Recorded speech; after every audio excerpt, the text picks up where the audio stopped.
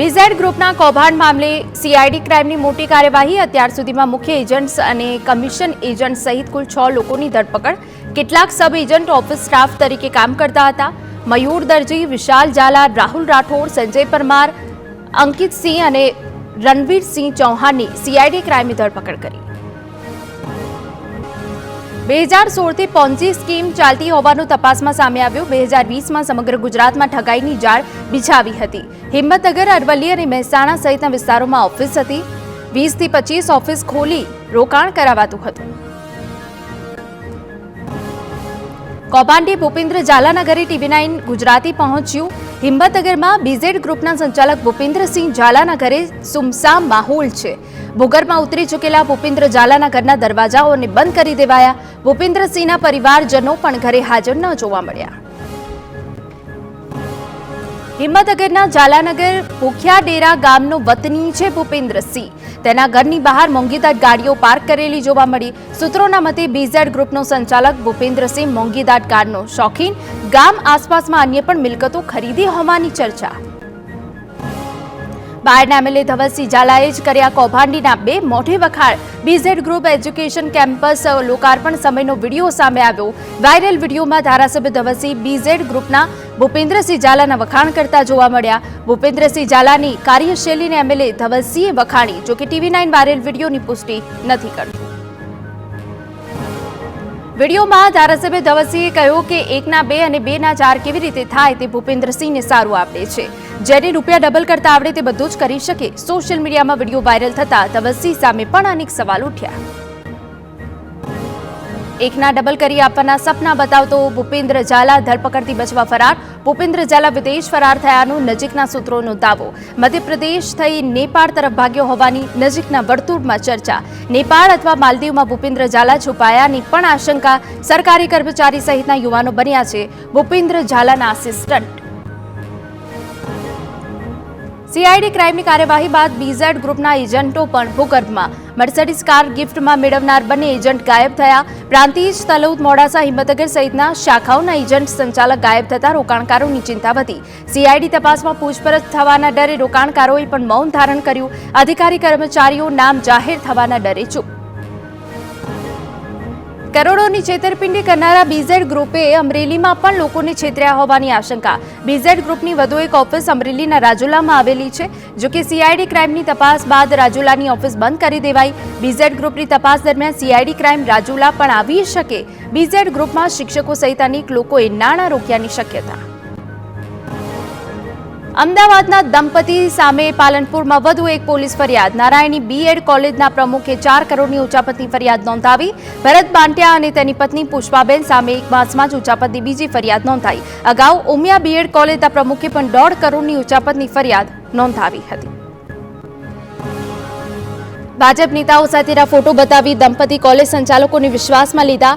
એનસીટીઈમાં ઓળખાણ હોવાનું કહી આરોપી ભરત કરતો હતો કોલેજનું સંચાલન। નારાયણી કોલેજના ખોટા સહી સિક્કા કરી બીએડ કોલેજના નાણાંની ઉચાપત કર્યાનો દંપતી પર આરોપ લાગ્યો છે।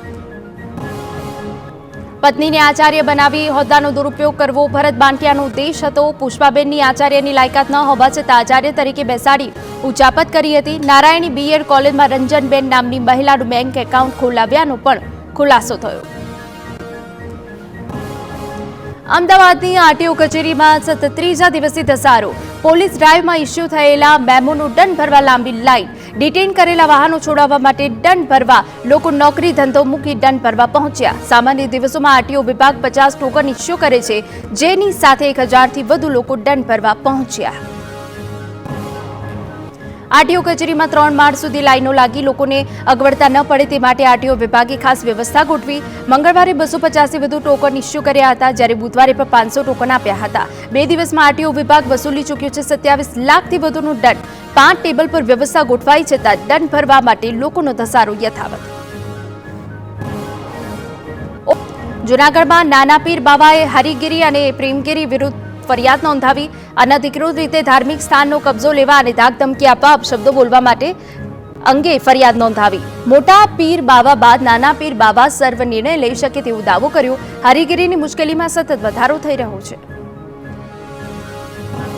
રાજકોટમાં તંત્રની બેદરકારીના કારણે હજારો લીટર પાણીનો વેડફાટ. વગડ ચોકડી નજીક પાણીની લાઇનમાં ભંગાણ થતા પાણી વેડફાયું. રસ્તા પર હજારો લીટર પાણીનો બગાડ થતા સ્થાનિકોએ તાત્કાલિક રિપેરિંગની માંગ કરી.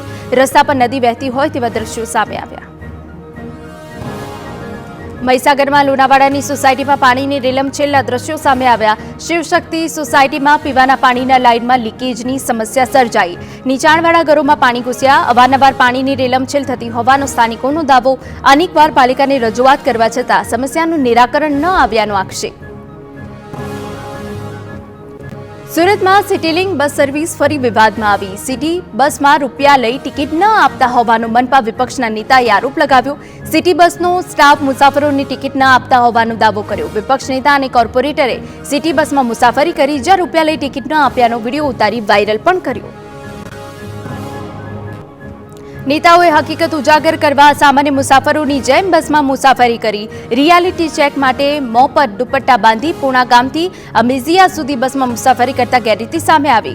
કંડક્ટર ટિકિટ ન આપતો હોવાનું વિડીયોમાં ધ્યાને આવ્યું. બસમાં સવાર મુસાફરોએ પણ જણાવ્યું કે રૂપિયા લઈ ટિકિટ ન આપવી રોજનું બની ગયું છે.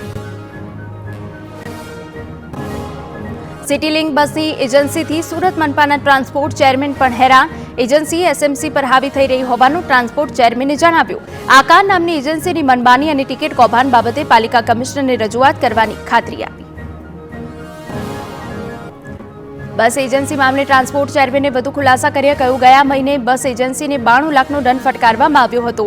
ડ્રાઈવર અને કંડક્ટર કોઈ પણ ગુનામાં પકડાય તો બ્લેકલિસ્ટ કરવામાં આવે છે. છેલ્લા 1 વર્ષમાં 500 કંડક્ટર અને 250 જેટલા ડ્રાઈવરને બ્લેકલિસ્ટ કર્યા હોવાનું પણ ચેરમેને જણાવ્યું. સુરતમાં ફરી શિક્ષણ વિભાગની લાલિયાવાડીનો પર્દાફાશ થયો. સરકારી શાળાના આચાર્ય શિક્ષણ કાર્ય છોડી દુબઈમાં વેપાર કરતા હોવાનું સામે આવ્યું. અમરોલીની શાળા નંબર 285ના આચાર્ય સંજય પટેલ વારંવાર દુબઈ જતા હોવાની ફરિયાદ મળી હતી. 2023માં સંજય પટેલે 33 વખત દુબઈ પ્રવાસ કર્યાનું સામે આવ્યું. સંજય પટેલે વિદેશ પ્રવાસની કોઈને જાણ ન કરી હતી.